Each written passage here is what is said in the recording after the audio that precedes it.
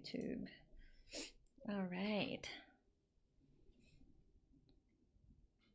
Hello, student, and I am live, and I am here, more importantly.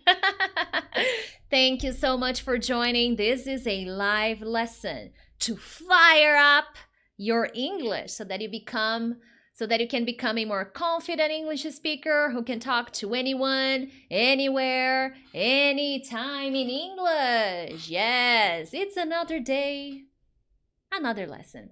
Now, guys, before we get started, just a few more seconds, a few more minutes, 2 minutes, okay? And we are gonna be getting started. This is episode 2 of the episode Fire Up Your English, okay? It's a series where I give you many different kinds of strategies, ideas, tips, practical exercises, because we're gonna have a practical exercise again. In episode 1 we did it. Episode 2 couldn't be any different. So tell me here in the chat if you are a newbie, if you are a regular, or if you are a BSA. Priscilla, what is a newbie? A newbie is here for the first time. What? Watching me live for the first time? Thank you. Tell me where you're from.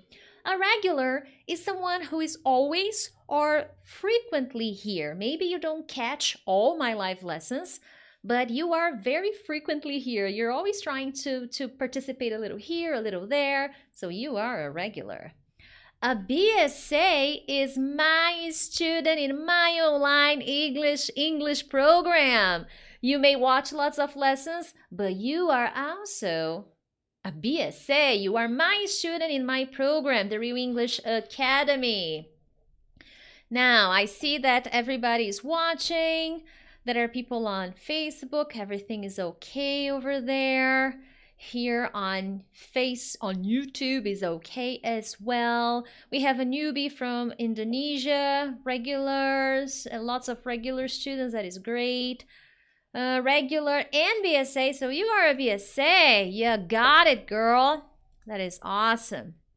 Very nice. Hi, everybody on Instagram. That is awesome to have you guys. Maria, you have to become a regular, watch more lessons. But I am happy that you're here tonight, girl. Okay. Excellent. Now, guys, today we're going to talk about did you see the did you see the thumbnail? Today oops, I'm in the wrong page. Where am I? Ooh, I'm here.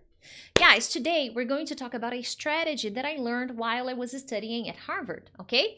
Maybe you don't know me very well, but I am Teacher Pricks, and I help English learners talk to anyone, anywhere, anytime in English. I've been teaching English for more than 15 years. I've traveled abroad, and I'm always trying to bring brain and language strategies to help my students become confident English speakers and eliminate their fear of speaking and not understanding people in English. So I'm always bringing strategic lessons, important technical lessons, because we need to combine both ideas.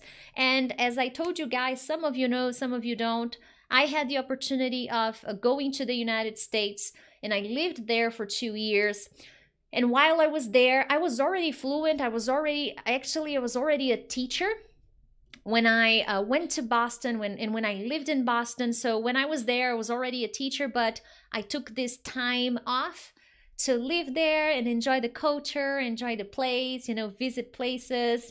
And while I was there, I was able to go to Harvard and study there. I took 2 courses there, and they were very, very helpful to me. It helped me become a better teacher, of course, improve my English even more, but it also taught me important strategies for all skills, okay? Not just to help you with your speaking, but to help you with different English skills. Because one thing that I always tell English learners is, when you're learning English, you are going on a journey. And on this journey, you need to combine different skills, different strategies to help you achieve the results you want. So speaking is one thing you want, but to get there, it's not simply by speaking and talking. No, there are important steps you need to follow if you want to become a confident English speaker, if you want to be able to understand people in English. And this strategy that I'm going to share with you tonight will involve different English skills, okay? Tell me here in the comments, in the chat, would you like to travel one day? And if so, where would you like to go? Let me type here so that you can see. Would you like to travel? Where to? So would you like to travel someday? And if the answer is yes, where do you want to go? Do you want to go to England? Do you want to go to Canada? Where do you want to go? You know, before I went to Boston, my dream was actually to go to London in England. But then things happened, life happened, and I could not go to London. Long story short, but I went to London later on during my vacation. It was awesome. So let's see here, people on Facebook, tell me, where would you like to go someday? You know, maybe Canada, maybe Australia. Where would you like to go someday? People on Instagram, where would you like to go someday? It would be nice to know. And people on YouTube, come on, support Teacher Pricks. Where would you like to go someday? I'm always asking you questions during this episode, so make sure to participate. Elamine would like to go to Canada. Nice. Nancy wants to go to Rome or Russia. Okay. The US. Very nice. Maluo, UK. Celia, California. Los Angeles in California. Very nice. Wilston, you like to travel. That is awesome. Where would you like to go in the future? You know, one day. Hobson, England, Scotland, and USA. That is awesome. These are great places. I haven't been to Scotland. I've only watched things about Scotland, but I know England, it's beautiful. And the US, of course, it is amazing. Elena would like to go to Canada or the UK. That is great. Lorena wants to go to Africa, Russia, and Sweden. I want to go to Sweden so bad. I watched this documentary and it showed a lot of Sweden cities, you know, and I was in love. You know, I really need to visit Sweden and get to know the culture and the cities. It'll be great. Guerriere, Canada. Mariani is living in Canada right now. That is great. Are you enjoying the weather? People say it can be a little bit cold in Canada during the winter, during the summer. I'm kidding. Jonathan would like to go to the US. That is great. Now, let's see. Danielle wants to go to London. That is great. These are beautiful places. And these are places where you get to speak English, you know? Even in a country where English is not the official language, there's a very good chance you will speak English. Let's say I decide to go to Japan. I don't speak Japanese. I don't know any Japanese. So the language I would use to communicate would be English, okay? It's kind of a universal language to help me communicate with different people from different places, okay? So it's a good language to learn, you know? English is important. And while I was at Harvard, I got to make friends from many different places. I was not, many people think that when they travel abroad, they are only going to talk to native speakers. But the truth is, you make a lot of non-native speaker friends, okay? They are not really from America or from Canada. They're from China, from Japan, from Russia, from Italy, from Germany, from, let's see, other countries I've met people from France, from Colombia. And there are so many other interesting places where you get to meet people. So while I was at Harvard, I made many different friends from different places. And during this course, because I took 2 different courses there, I learned this important strategy, which is a combination of reading, writing, and speaking, but to help you talk about more complex subjects, okay? So basically, this is a strategy that I'm going to teach you tonight and that we're gonna do together. a strategy. Let me type this. Let me... So what I'm going to show you tonight is a way to help you prepare yourself so that you can talk to native or non-native speakers in English about more complex subjects, okay? Because many times the students study English and study vocabulary, but they don't know how to express themselves when it comes to more specific subjects. And when I learned this strategy at Harvard, I started improving my ability to communicate about different things.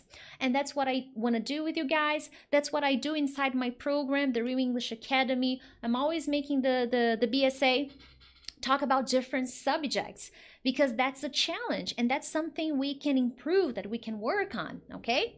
So basically, the exercise, the practice we're going to have today will help you build up vocabulary, okay? Is speaking, vocabulary and speaking, yes, but basically you'll be working on reading and writing. It'll improve comprehension, vocabulary, and speaking skills. And here my focus is, it'll help you explore different subjects, okay? Oh, Priscilla, what do you mean by different subjects? Well, that's why I say different, because at the end of the day, after I give you the tip, you are gonna decide what subject you wanna talk about, okay?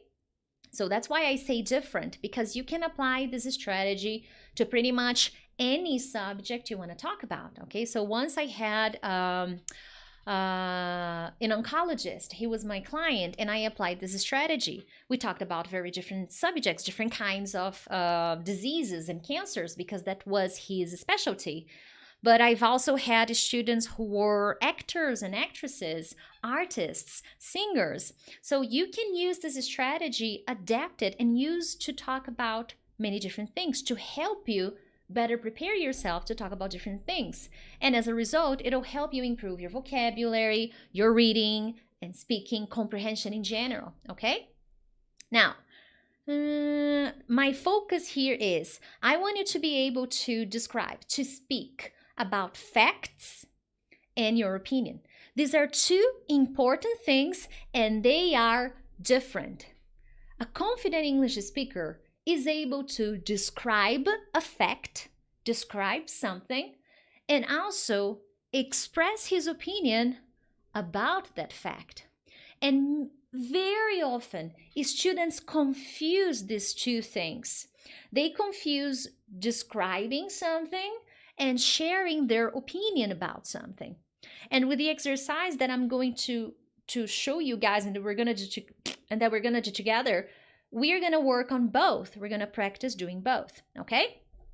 Now, what this practice is not, even though this is a very efficient strategy, as I always like to tell my students, my BSA, in the academy, this is not, let me write it here. This is not an overnight process. This is not something that you are going to do overnight. Oh, so if I do this tonight with you, Teacher Bricks, I'm going to get better? No. If I only do this once, I'm going to get better? No. If I only do this twice, maybe? No. The key to success is a conscious repetition. Priscilla, what do you mean conscious repetition?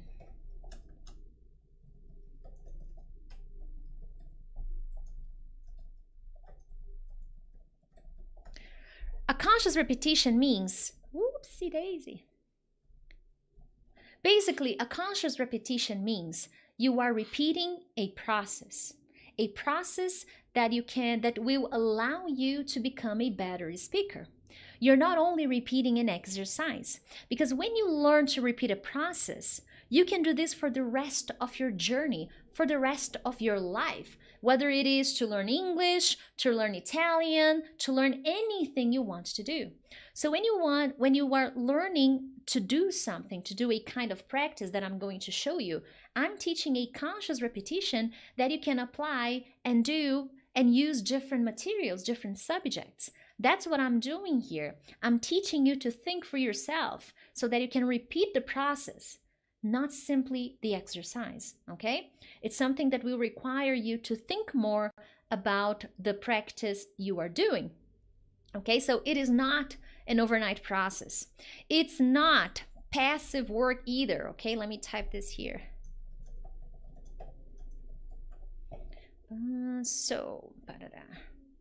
It's not passive work either. What do I mean by that? These lessons that I bring you guys on Tuesdays are lessons that we need to get to work, that we're going to need to do to take some action if we want to see results. Basically, all my lessons are like this, but especially here on Tuesdays when I come live to give you these lessons, it means you're going to have to do some work. It's not simply about receiving information. Right now, you are receiving this information I'm sharing with you. But in a few minutes, about 15 minutes or so, we're going to start working. We're going to start putting into practice the recommendations I'm going to give you. And after this lesson is over, after we practice together tonight or today, I don't know what time it is for you or when you're watching this, you will need to continue with the active work. You will need to keep implementing this strategy that I'm sharing, that I'll be sharing with you in a few minutes. Otherwise, you're not going to see any results. You will not, okay? And finally, you will improve your English speaking. Where is it?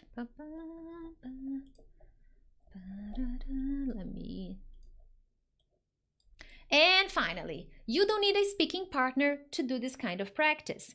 It will involve speaking, it will involve comprehension, reading, vocabulary, and it's a kind of exercise that you can do alone at home, and I'll show you how you can do it, and it will improve your ability to express yourself, to communicate orally or by writing, okay? So it'll help you with both types of communication. Now,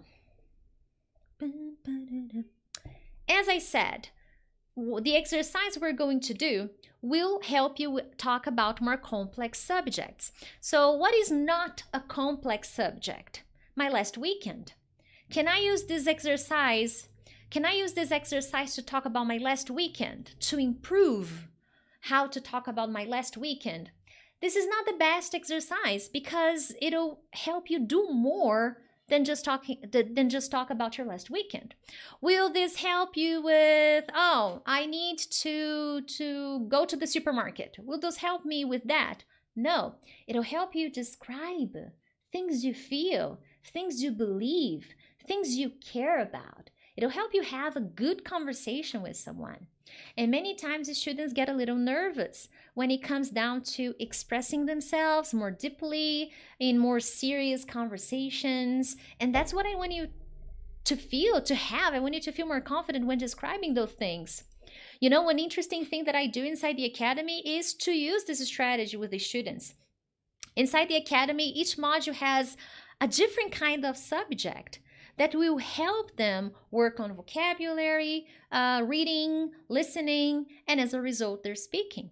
Just last week, we had a conversation class in group, and we talked about historical monuments, tourism, the effect of tourism in our society, if it's a good thing or if it's a bad thing, and why. And I combined different materials to help them prepare for that kind of conversation.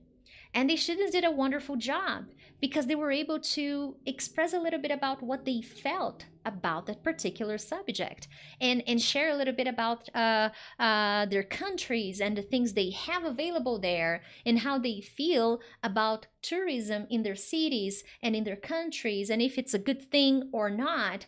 So when you combine these strategies, when you combine these skills to follow the practice that we're going to do together in a little bit, that's what you're able to do, okay? But it takes time. But we're gonna get there, okay? Now, first things first. To do this practice, you will need Google, okay? Especially if you study alone. If you don't have Google, you can't do this, okay? So but teacher, I don't use Google. I use another searching engine. Okay, that's fine. Maybe you don't like Google. I like Google very, very much. But if you don't, it's okay. As long as you have a searching engine, it's all right. Inside the academy, I already give the materials to the students so they don't have to go through this process. And even them, I always give them something extra to do, to read, to watch, because we have our Facebook group. So I'm always finding a way to bring them extra content. But basically, to do this practice, you will need a source. Okay, that's what I mean. You need a source, some kind of material you can read, because it will involve reading. It will involve writing. It will involve vocabulary. And finally, it will involve speaking. So first and foremost, you will need a source, okay? Now, sometimes the students get a little lost in this part of the process, especially when they are studying alone. They are not following a program like mine, the Real English Academy. They don't have a teacher. They don't have anyone to guide them. So they have to do this part alone. And this can be a little bit challenging. So the first thing here, you need a source. And how do you define the source? You define the source based on subjects you are interested in. If you could tell me here 3 things you enjoy, okay? 3 subjects you are interested in. What are they, okay? Tell me here in the comments, in the chat, before I continue. Question: name 3 things you are interested in or really passionate about.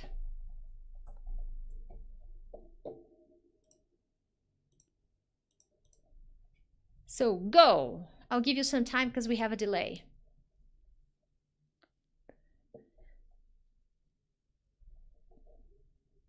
So people on Facebook, people on Instagram. 3 things that you are really interested in. People on YouTube, I want to know, because then I can give you some suggestions. If I could name 3 things I am really interested in, I am interested in personal development. I am interested in Facebook and Instagram advertisement. And I am interested in, what else am I interested in? Ancient history. So these are 3 things that I am really interested in. José is interested in planes. Okay. Traveling. What else, guys? Elisabetta, friendship, personal development, and traveling. Okay. What else? Maria, education, mindset, and tourism. Nancy, knitting and cooking. Awesome. Swimming. Internet. Internet is a little general. What exactly? Artificial intelligence is more specific. That is good. Cooking, luxury, design, fashion. Okay. English, supernatural stuff. And books. Okay. Soccer, news, Facebook. But what exactly are you interested in when it comes to Facebook? For example, I said I'm interested in Facebook advertisement. That's specific. Traveling, dance, and dance salsa. Okay. Green economy, that's a very specific subject. That's good. Movies, football, and geography. That's good.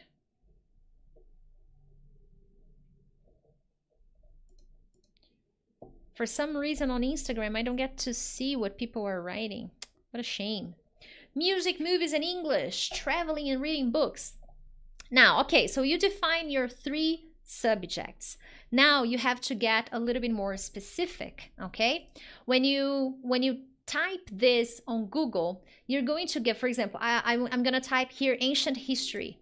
That is very specific. That is, excuse me, that is very open. That is very general. I need to be a little bit more specific. So here you have to think about one question.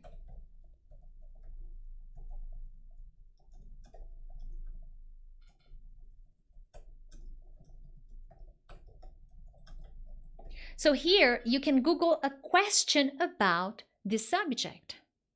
For example, how did the Egyptians, let's see, how did the Egyptians build the pyramids? Maybe I will never find the answer to this because archaeologists, Egyptologists don't have an exact answer, but this is a question. It is about ancient history, okay? But I am being more specific. That's what I need to Google. Because if I just go and Google ancient history, you are going to find many different kinds of sources. But when you type a question, it is easier for you to find an article for you to read.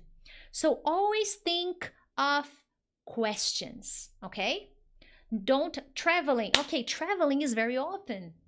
What exactly do you want to know about traveling? What is the lifestyle in Sweden? Because it's about traveling. Maybe you want to know about the culture. So when you think about traveling, do you want to know about traveling tips, or do you want to know about lifestyle? So that's what you would need to search, okay? So for the 3 points you told me about, like Lorena, for example, she says, I like green economy. So you would need to think of a question about green economy, not just Google green economy, okay? Because if you Google green economy, you are going to get very general results. And the more specific you are, the easier it'll be for you to feel more interested in learning more about that. So for example, Lorena, what specific questions do you have about green economy? What would you like to learn more about in this particular field? Okay?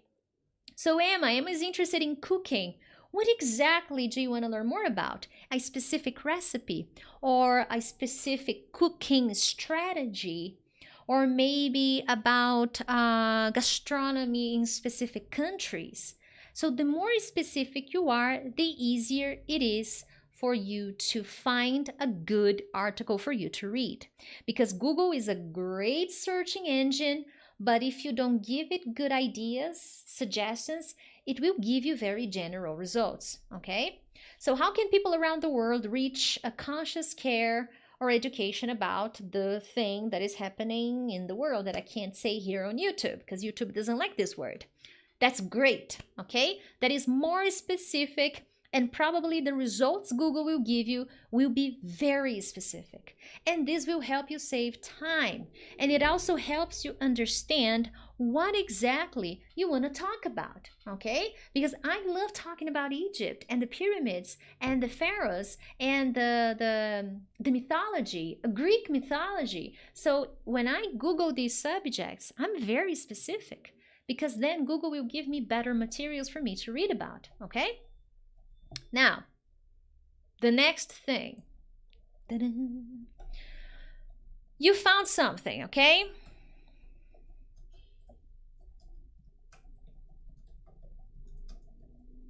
You found something to read. That is amazing. How am I gonna apply Teacher Prick's strategy from this lesson? Because she told me that I need to combine reading, speaking, and writing to learn how to, because remember, you're going to learn how to describe facts and describe opinion. Because remember, these are different things, okay? So you found something to read. It's a specific, it's something you're interested in, you enjoy, it has to be something you enjoy, and you are reading. And you need to combine reading, writing, and speaking to help you be able to describe facts and describe opinion. Now, If you don't like writing, you need to start developing the habit of writing. Okay, maybe you type. I don't think typing is as efficient as writing, but give it a go. Okay, anyway, I found it. The first thing you're going to learn, the first skills you're going to work on are reading and writing. Okay, speaking is the last activity you're going to do. First, you're going to practice reading and writing, because some students, they don't practice this. They don't have the habit of reading consistently. So every time they read, it gets difficult for them. So if you feel like reading is difficult for you, there are two reasons as to why that is the case. The first reason is you don't read very often. So every time you try to read again, it is too difficult for you to enjoy the experience and to understand what you're reading. The second reason why this could be happening to you is you are choosing materials that are too difficult.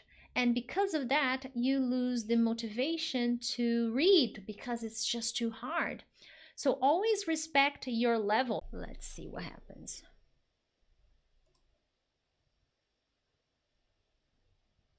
Am I back?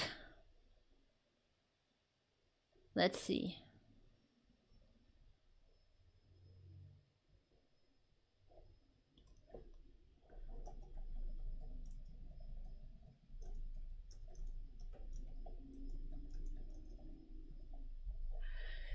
All right, guys, I think I am back. I don't know. My computer restarted and I lost connection for a second. So tell me if you guys can see me now. Can you see me? Dun, dun, dun, dun, dun, dun, dun, dun. I think I'm back. Yes, I'm back. Okay. All right, so now if I could ask you for your support, share the video so that we can bring more people back. And hopefully my computer will not start again by itself. Huh. Anyway. Oh, crap. Let's see. Okay. All right. So let's go. Let's go. Let's go. Okay.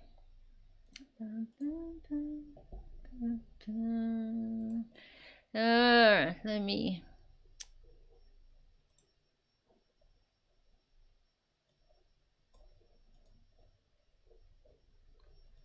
And the thing is, I lost all my notes.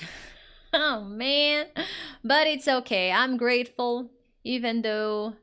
No, yes, I want to view these files later. I want to view the files later.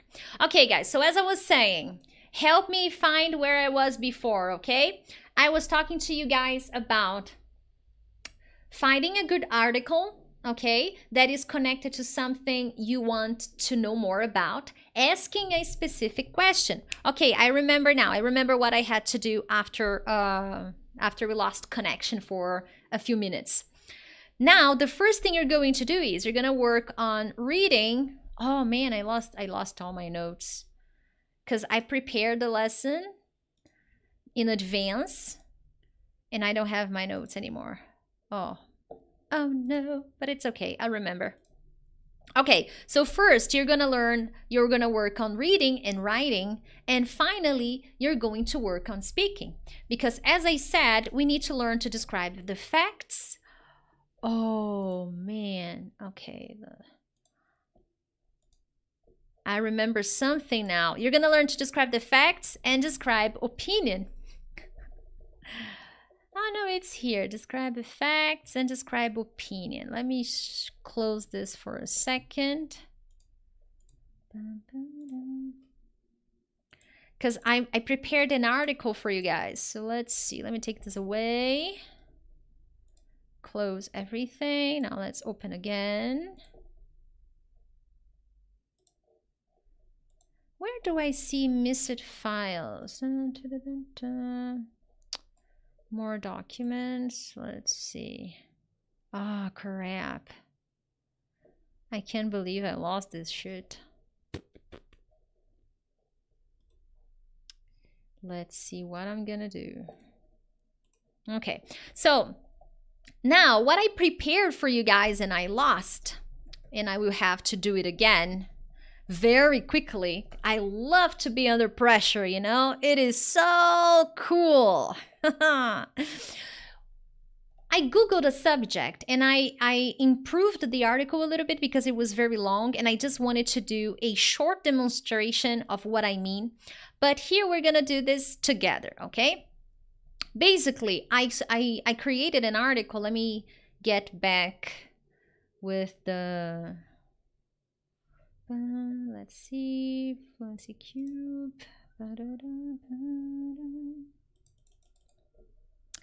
Yeah, my friends. That sucks, but it's life. The subject that I chose was how to start a business, okay?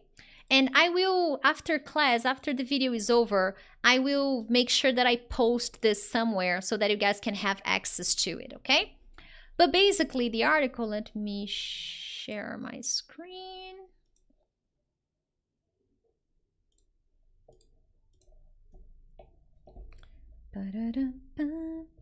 Awesome. The article was how to start a business in 2021, okay? And here, what the article did was, first, you had an introduction. All articles you read will have an introduction, okay? They all have an introduction. It doesn't matter. Even if it's a story, there is an introduction. There is always an introductory, a paragraph or two to introduce the story, to introduce the chapter, to introduce the subject. So with the article you find on the internet, it'll be the same, okay? The same thing is going to happen. Then in this article that I found on the internet, but then I shortened it because I wanted something more objective. I talked about the importance of following something you are interested in, but also 3 important steps you need to consider. I don't know if I used steps, but I'm not going to remember the entire article because I rewrote it to make it simpler for you guys because I don't have time to work on the entire article here with you. And then the first one is understand why if you're ready. And then I explain why. The second one was find something you are interested in.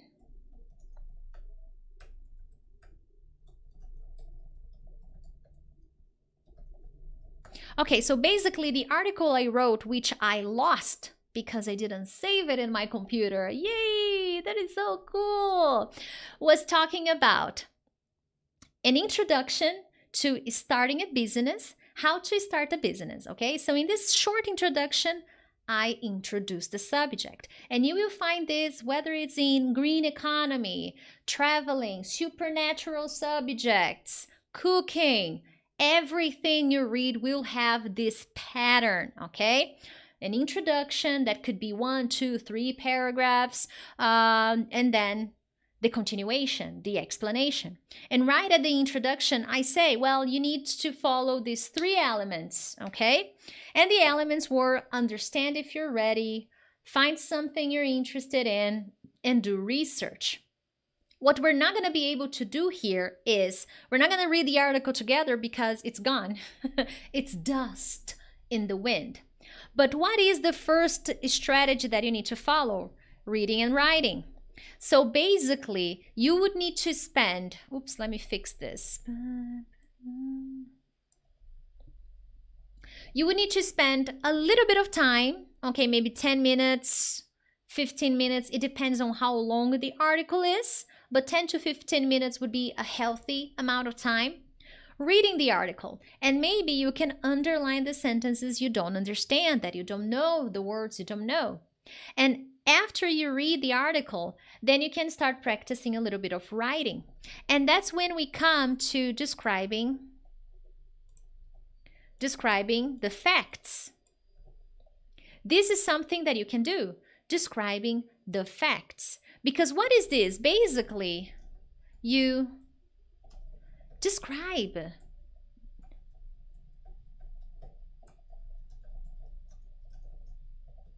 Basically, you're describing information present in the article. That's what you're going to do. So you read something here, how to start the business, 3 steps, describe facts, okay? And here you need to use your own words. That's the challenge, okay? That's why you need to spend some time here, because this practice will help you feel more confident the next time you are in a conversation with your boss or with a friend or making a new friend abroad and you want to talk about something interesting or something you enjoy. Even basic subjects, okay? Of course, and my goal here is to help you talk about more specific things, things you enjoy, things you love, and eventually you can copy, you can model this strategy to talk about all kinds of subjects you want, okay? So describing the fact, in the introduction, first the writer talks about how to start a business this year, even though we're having a health crisis, it's important, and you write down facts, not opinion. I don't care about your opinion at this moment, okay? All right, then we move on. We keep going. The next thing you're writing, okay, you described the information. Very good. Now you need to describe opinion.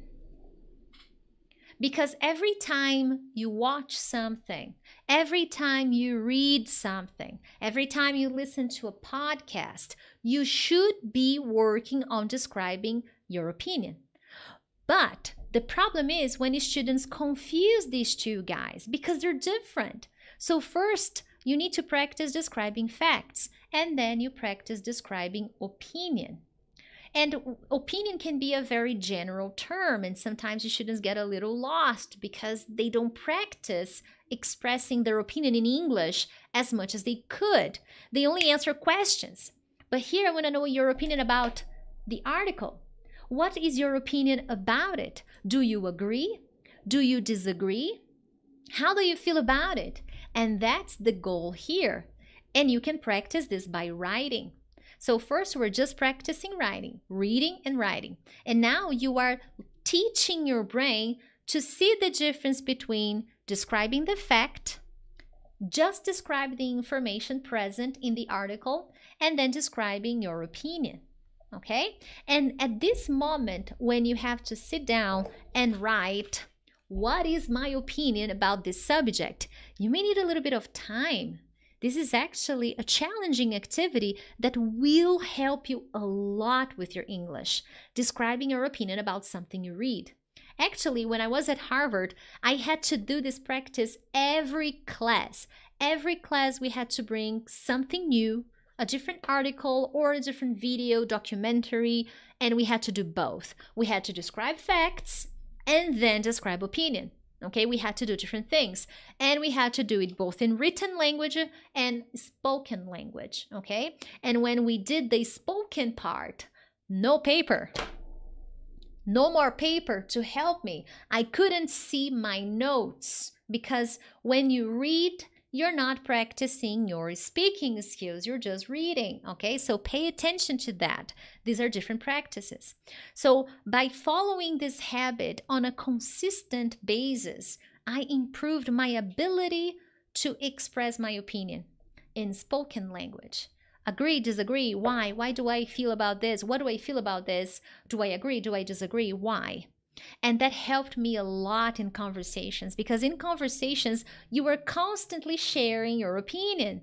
And this can be challenging if you don't practice.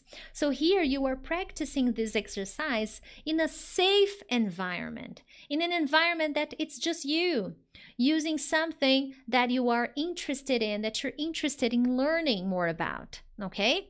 Of course, is everybody interested in Egyptian pyramids? No, not at all. That's why I start with things I like, and After some time, I move on to things that, not that I don't like, but maybe they are not on the top of my list, because I need to be able to talk about a variety of subjects, not necessarily just the things I like. So, but this is it's a process, okay? So here are the steps. Find something that you can read more about. Ask a specific question. It's not just Googling food, cars, Mars, planets, water. Okay? You have to ask a question about that subject, because that's what Google is. Google is an infinite source of answers. So you need to ask Google questions. Hey Google, what can I do with this and that? Hey Google, how can I make a very nice traditional Italian spaghetti? I need to give Google directions. Otherwise, Google is not going to give me good answers. So ask Google questions, specific questions about the things you enjoy, about the books you enjoy reading, the kind of books you enjoy reading, the kind of places you like to go. And that way, it'll be easier for Google to give you some answers and give you results of good things for you to read. So when I Google, if I Google, for example, business, Google would have given me so many different results that wouldn't have been so useful. Okay, so here what I did was, okay, how to start a business in 2021. So that was more specific, because as you know, we've been going through a specific crisis right now, and as a result, many people are trying to find solutions, creating a new business. So I Googled something more specific. I asked to Google, hey Google, how can I create a business in 2021? How can I start a business in 2021? And Google gave me good answers. And many times when you ask a question, when you ask a good question, you will see articles with the name, with the headline of your question.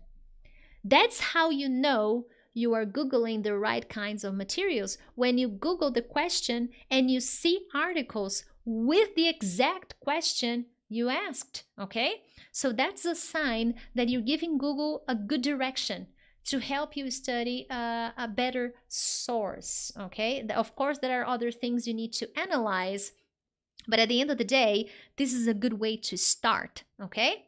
So here, find a good article, ask a specific question.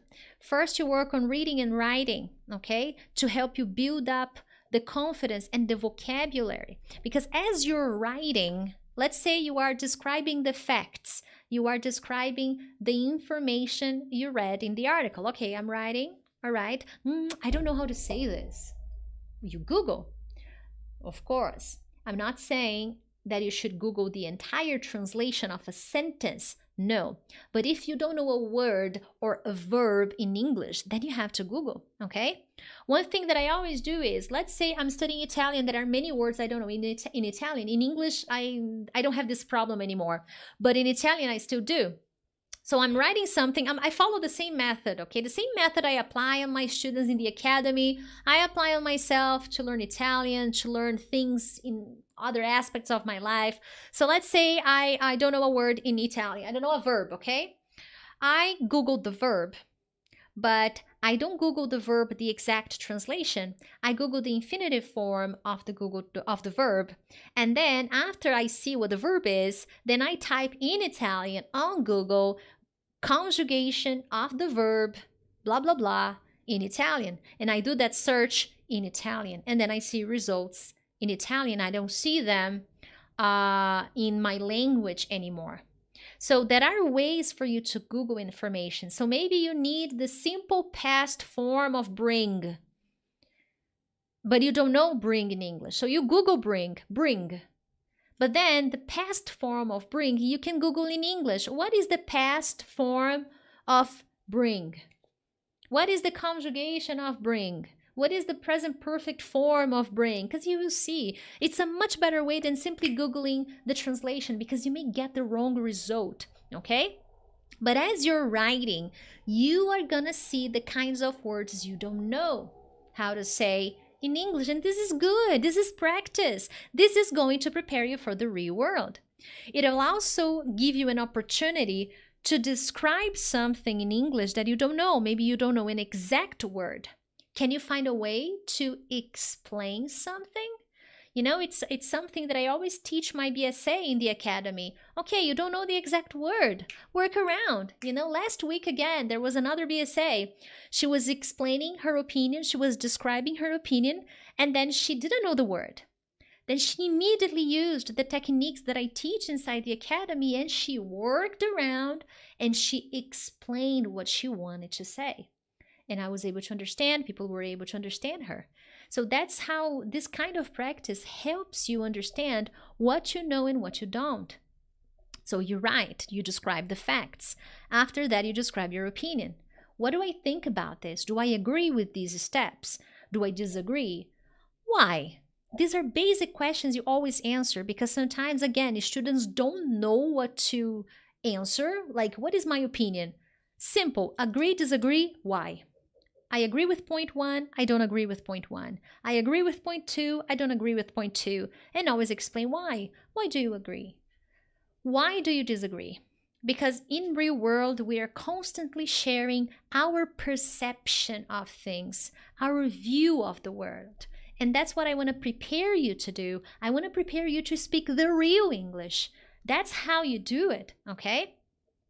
Once you finish this practice, this written practice, then you can start talking. And I strongly recommend downloading an app, a recording app, so that you can record your voice talking about the same points. First, you're going to describe facts, and then you're going to describe opinion. But now you are not going to look at the notes. No notes, okay? You are going to try to remember. But that's okay. And as you remember information, perhaps you will change a few things, and it's okay. Because we never speak 100% of the things we write, you know? When I prepare my lessons here for you guys, I prepare some nice phrases, impact things. But when I'm talking, communication, not perfection. I get the job done. Okay? And that's my goal with you guys. I want to show you how to get to that level. And if you implement this as consistently as I have been doing for the past, I went to Boston in 2011. It's been like 10 years. 10 years. Gee. I've been implementing that strategy ever since. I've been applying these strategies on my students ever since because it's powerful. I've been doing that inside the academy ever since. I always encourage my BSA, my students in the academy, to follow this strategy because it helps them describe their opinion more easily. And that's what we do in conversations. When I have the conversation classes with the students in the academy, the group conversation classes, that's what we do. Hey, what do you think? Do you agree? Do you disagree? Why? Should we have this or that? Do you prefer modern or ancient buildings? Why? Why do you think that? And this is basically describing facts, describing opinions, describing this, describing that. And when you learn the difference, you get clarity. And that's what I want for you, so that you can feel more confident. Because confidence comes when you are able to talk about your world, not mine, okay? And what is your world? The things you love, the things you care about, your job, your passion, the things you are interested in. That's your world. And with the strategies I'm sharing with you guys, if you apply these strategies, you're going to be able to describe your world much better each passing day every time you apply this exercise, okay? Okay. Can you speak fast as we see in movies? No, Lucas, because that's not my goal. My goal is not to speak fast. My goal is to speak well. My goal is to communicate, okay? When I'm talking informally with my friends, perhaps I may speak a little faster. But again, it's the conversation subject. I'm not talking about a story in a movie, I'm not angry or excited. So it's such a different context, okay? It's not the goal of my job at all. My job is to teach and help people speak English. My job is not to come here and speak fast and stop people from understanding the message I have to send, okay? Other than that, my friends, if you found value in this lesson, share this video with your friends, and I'll see you next week with another episode of Fire Up Your English. Thank you so much, and I'll see you next time. Bye-bye!